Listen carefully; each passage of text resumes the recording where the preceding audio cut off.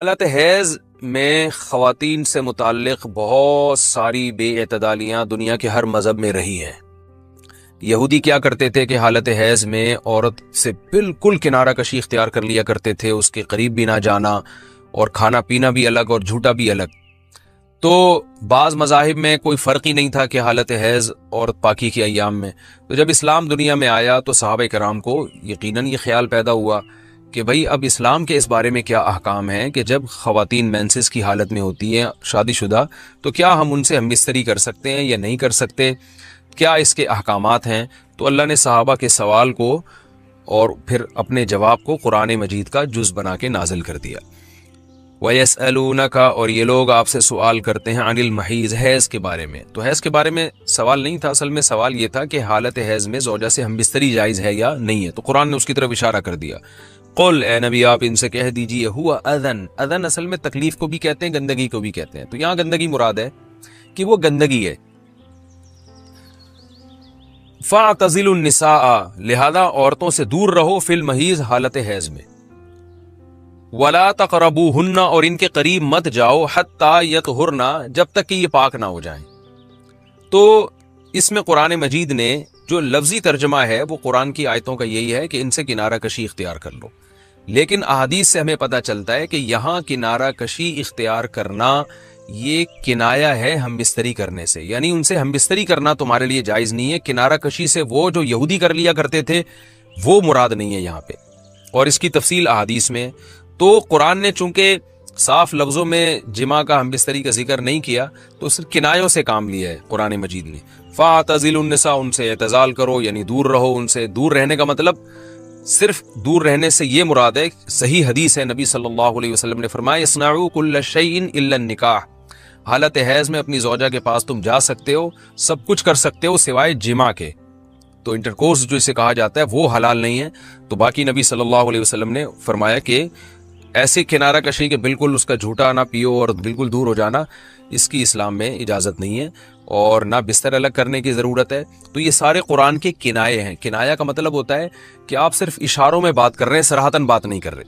تو میں اس میں نقطے کی بات بھی بتاؤں گا کنایا کیوں ہے، کہ فاعتزلوا النساء فی المحیض، عورتوں سے حالت حیض میں دور رہو، ولا تقربوہن، ان کے قریب مت جاؤ۔ تو یہ قریب جانا بھی اصل میں جماع اور ہم بستری سے کنایا ہے، یعنی اشارہ ہے ہم بستری مت کرو۔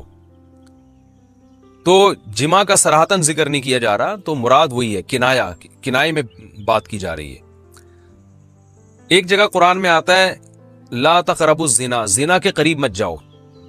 تو ممکن ہے کسی کو اشکال ہو کہ وہاں تو ہم یہ کہتے ہیں کہ زنا کے قریب بھی مت جاؤ، تو وہاں قریب نہ جانے سے ہم حقیقی معنی مراد لیتے ہیں کہ بھئی زنا ایسا کام کرنا جو زنا یعنی زنا تک لے کر جاتا ہے وہ بھی تمہارے لیے حرام ہے۔ تو وہاں تو یہ ترجمہ کرتے ہیں، تو یہاں بھی وہی ترجمہ ہونا چاہیے، ولا تقربوہن، ان عورتوں کے قریب بھی مت جاؤ۔ یا مطلب کیا ہے کہ اس گھر میں بھی نہ رہو، اس کمرے میں بھی نہ رہو جہاں تمہاری جو بیوی رہتی ہے جو مینسز کی حالت میں ہے۔ تو یاد رکھیں وہاں چونکہ زنا کا لفظ اللہ نے صراحتاً ذکر کر دیا، کنایا کی اب ضرورت نہیں ہے، لہذا وہاں لا تقربو کا مطلب لا تقربو ہی ہے، یعنی قریب مت جاؤ۔ تو زنا کے قریب مت جاؤ یہ کنایا نہیں ہے، اس کا مطلب صاف کہ زنا تو دور کی بات ہے، کوئی ایسا کام بھی نہیں کرنا جو زنا کے قریب لے کے جاتا ہے۔ لیکن یہاں اللہ نے ہم بستری کے لفظ کا صراحتاً ذکر نہیں کیا، لہذا جہاں ذکر نہیں ہوتا تو وہاں اشارتاً ذکر کیا جاتا ہے، اور اشارتاً جب ذکر کیا ہے تو یہاں لا تقربوہن، یہ قرب سے خاص قسم کا قرب مراد ہے، اس سے مطلق قرب مراد نہیں ہے کہ کسی کے بھی قریب چلے جاتے ہیں۔ تو یہاں خاص قسم کا قرب مراد ہے، وہ قرب یہی ہے کہ مکمل جمع کرنا حالت حیض میں، اس کی اجازت نہیں دی جا رہی، لیکن اللہ نے اس کو گول مول طریقے سے کنائے کے ذریعے ذکر کیا ہے، حتی یطہرن، یہاں تک کہ وہ پاک ہو جائیں۔ تو یہ جو میں نے بتایا کہ حالت حیض میں نبی صلی اللہ علیہ وسلم سے صحیح حدیث سے ثابت ہے، اور اس پر پوری امت کا اجماع ہے، اتنی واضح احادیث ہیں بخاری اور مسلم کی اس بارے میں کہ حالت حیض میں آپ بیوی کے قریب جا سکتے ہیں، اور حیا کے خلاف مسئلہ ہے، لیکن اب ایک بات آ گئی تو بتا دوں کہ اس کی تفصیل فقہاء نے بیان کی ہے کہ جو ناف سے لے کر گھٹنوں تک جسم پہ کوئی کپڑا ڈال دیا جائے، اور پھر باقی زوجین ایک دوسرے سے جو ہے وہ ریلیشن قائم کر سکتے ہیں باقی باڈی کے ذریعے، لیکن یہ کہ جو مکمل جمع ہے وہ حلال نہیں ہے اور وہ سخت گناہ ہے۔ آگے اللہ نے ارشاد فرمایا فَإِذَا تَطَهَّرْنَا، پس جب وہ مکمل پاک ہو جائیں، فَأْتُوهُنَّ تو پھر تم ان کے پاس آؤ. اب یہ بھی دیکھیں ان کے پاس آؤ یہ کنایا ہے جمع سے. یہ نہیں کہ آپ کی زوجہ جو ہے وہ جب حیض سے پاک ہوئی ہے تو آپ اس کے پاس جا کے چائے پی سکتے ہیں, وہاں بیٹھ کے کھانا کھا سکتے ہیں, یہ مراد نہیں ہے. یہ سب کنایا اور اشارتاً قرآن بات کر رہا ہے.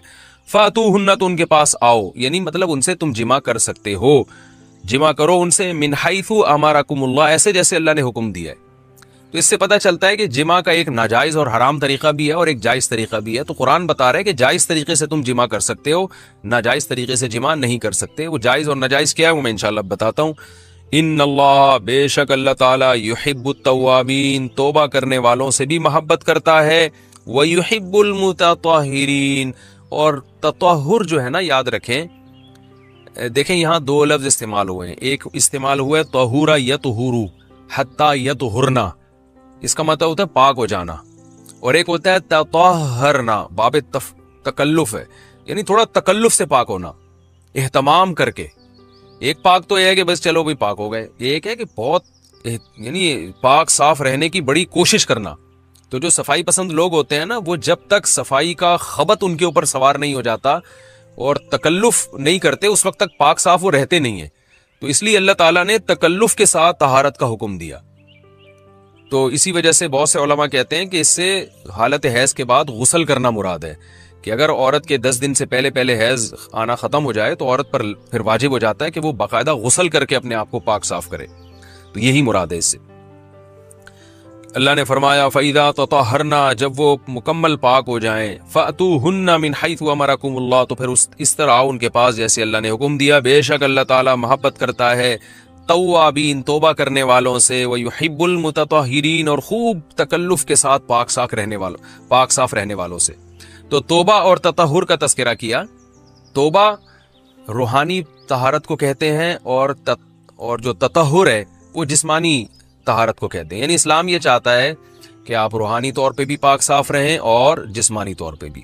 روحانی پاکی کیا ہے کہ اگر آپ سے کوئی گناہ ہو جاتا ہے تو رو دھو کے اللہ کو منا کے راضی کر لیں, تاکہ دل جو گندا ہوا ہے وہ بھی صحیح ہو جائے. اور جسمانی پاکی یہی ہے کہ جسم پہ کوئی گندگی لگی ہے تو وہ پاک ہو جائے.